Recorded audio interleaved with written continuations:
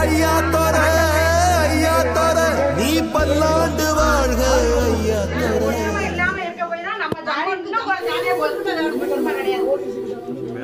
கண்ணா தோர கண்ணா தோர ஓ பார்வை பட்டு பாவத்தீர இதுதான் பிரச்சனை